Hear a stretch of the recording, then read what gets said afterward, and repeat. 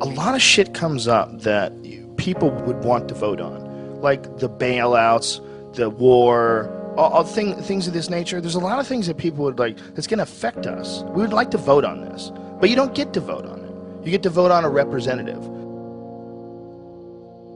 These people are going to represent you once they get into office. And think about some of the laws that are in place that protect corporations. Think about some of the laws that are in place that fuck people over every day. They wouldn't be there if people were voting for them.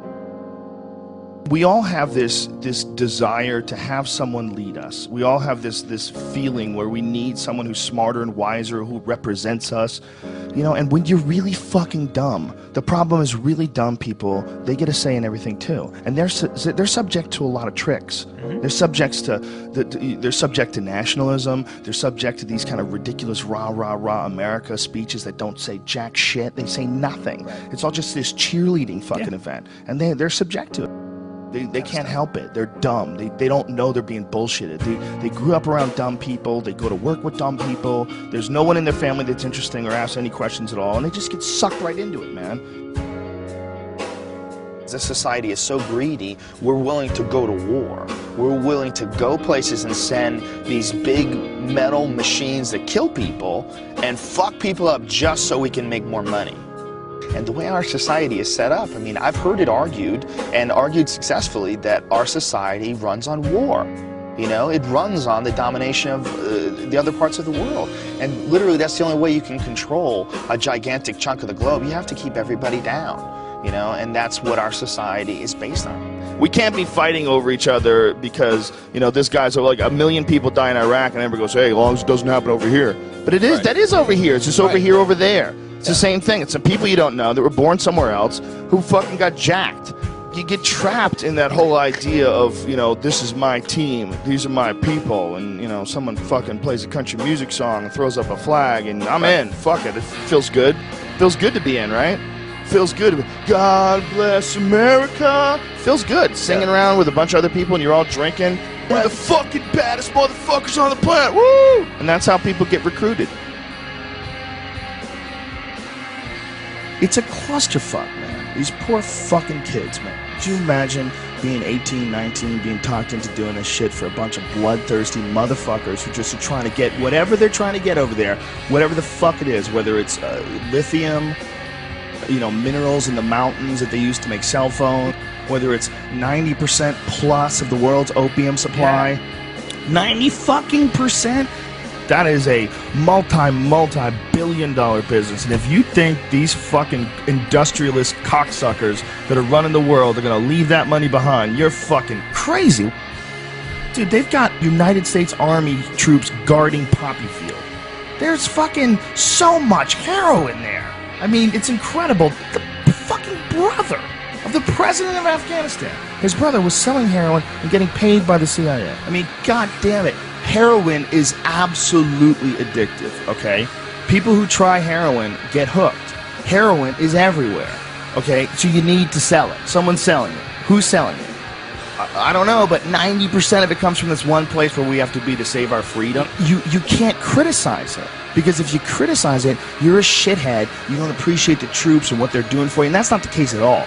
I just don't like the idea of these fucking people leading us in any direction where you need to sacrifice your life. Well, I don't believe it. I don't believe them. When there's been so many fucking lies. I mean, the more you look it up, the more, I mean, go into any of the stories on the weapons of mass destruction before we invaded and compare them to what we actually know that they really knew when they said that. It's like they did it on purpose. They wanted to get in there for whatever fucking reason. And if it's some crazy, the world is going to end if we don't stop this, but we can't tell you shit, like, I would love to believe you. I would love to believe that the reason why you're not telling us exactly what the fuck is going on is because you're really protecting us from some insanely evil thing that if we knew about it, society would collapse. But our strong, brave, powerful leaders are going to guide us without our knowledge. I would love to believe you. If you weren't all full of shit. We're going to have have to step back and look at it all in a different way. And I don't think you're going to get that from just voting for president and dealing with all this nonsense that we have right now with the two-party system. It's just, we're spinning our wheels. We're not getting any traction. This is all nonsense. It's the same nonsense with Obama that we dealt with Bush. Special interest groups controlling what people say and do and what direction the country goes in and save us from the bad guys. Just shut the fuck up, man. It's the same nonsense. Operation Northwoods was something that was plotted out during the 1960s, signed by the Joint Chiefs of Staff, where they were going to fake terrorist attacks on American civilians and blame it on the Cubans so we could go to war with Cuba. It involved a bunch of shit, like blowing up a jetliner. They were going to have a drone jetliner and blow it up and say that people died on it. And this was going to get everybody fired up about going to war with Cuba. They were even going to attack Guantanamo Bay. They were going to arm Cuban friendlies to attack Guantanamo Bay so that we would have to go to war with Cuba. This is like our own government. They plotted this out. This is like real shit. I remember when I saw JFK, the Oliver Stone movie, and that was like part of the premise that JFK, that Oliver Stone was pushing in this film, is that they killed JFK because they wanted to stay in Vietnam because they were making a lot of money in Vietnam. And I remember at the time seeing that movie going, that is absolutely ridiculous. Who the fuck believes that? Are they going to start wars and keep wars going just so that they can make money, even though it's not a real war, it's not a just war? Nobody wants to go to war. That's stupid hippie bullshit. Well, as I got older and I started investigating history, you know, from way back to Vietnam, to the Gulf of Tonkin, to all the shit that happened when Kennedy and Nixon were in office, to all the shit that happened with Reagan and the Contras in Nicaragua and the Sandinistas, and all the different various things that have happened in human history where it's clear that the United States is, you know, we're fucking around with all kinds of things all the time to make money. And that there's a bunch of people that are profiting off of war.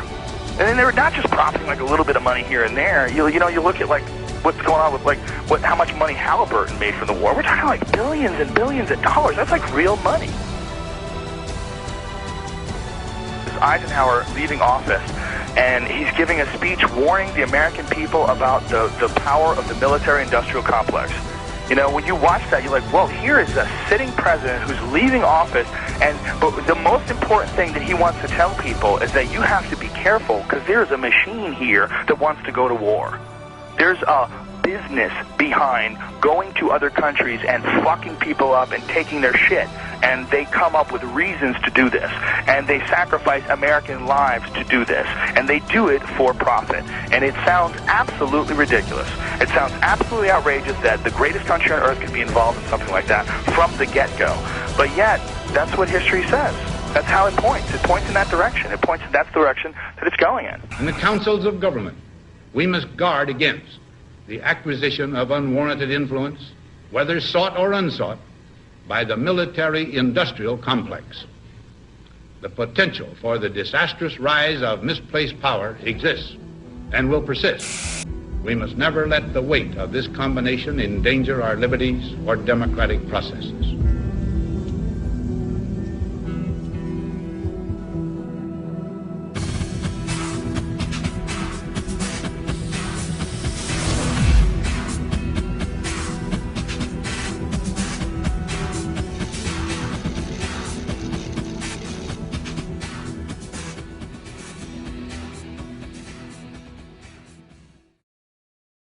Tower 7 disturbs me the most. That Tower 7 just went whoosh, just like a controlled demolition.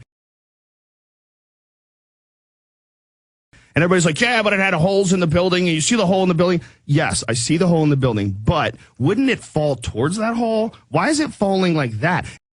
That doesn't make sense to me with Tower 7. The way Tower 7 fell, it just kinked in the middle and fell down free fall speed. Almost. I mean, everybody they'll nitpick at you. Oh, it was 1/10 of a second slower than free fall. Even if it was just close to free fall, that's crazy. There was no resistance. It just gave up. Why wouldn't it wiggle and collapse towards where it got jacked? It just seems like a controlled demolition. That bothers me.